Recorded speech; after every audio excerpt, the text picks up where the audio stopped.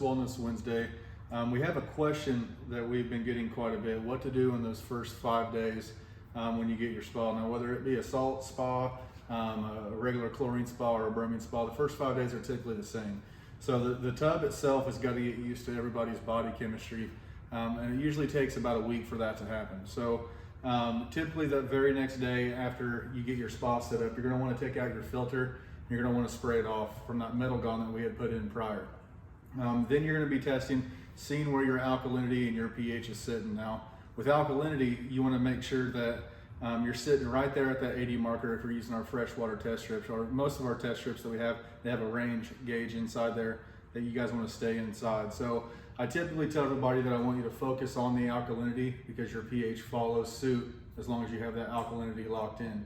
Now, to find that lock, it typically takes about 3 to 5 days for it to get to where it's staying put. Once you guys get that there, you guys are probably going to be putting in about 4 to 5 capfuls of pH alkalinity down or spa down, pH decrease, or any of the same, to get that to do the lock in. And then once you get a lock, then you're probably going to be putting in 1 to 2 capfuls per week.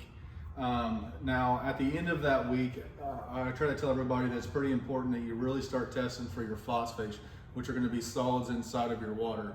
After you get your alkalinity to do a lock, the phosphates are going to start attacking at your guys' chlorine. Now, if it's a salt system, as fast as your tub will be making it, it's going to get ate away. And if it's just a regular chlorine or a bromine system, you'll just see that stuff starting to deplete. You're going to have to be putting it in about every 2 to 3 days. So with these phosphates, you're going to be using test strips that come with it. So if you end up testing high, I mean, you'll have anything and everything from your guys' detergent, from your guys' clothes, deodorants, lotions, colognes, perfumes, makeups, and even the buffing compound that they use onto the tub itself will create those phosphates in there. Now, it gets kind of wacky at about that first week because now everything, your alkalinity is stable, but everything is just like, hey, what do we do now? So everything's freaking out.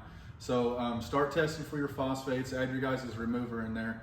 And then typically once you get that first section of phosphates out of your guys' tub, they don't show up as bad later on. It's mainly the buffing compound that is inside your guys' tub. And then initially everybody wanting to have a good time inside there ends up pretty much ruining the hot tub. So getting those phosphates out at the end of that first week is a big priority for you guys. All right, so if you guys have a spa that was recently installed by us, or you guys just recently did a drain and clean on your spa, and you guys have any questions to get started up, please go ahead and contact us. If you guys have any other questions on hot tub related items, I have a bunch of videos. Please watch them, they will help you. And tune in next week for our next video.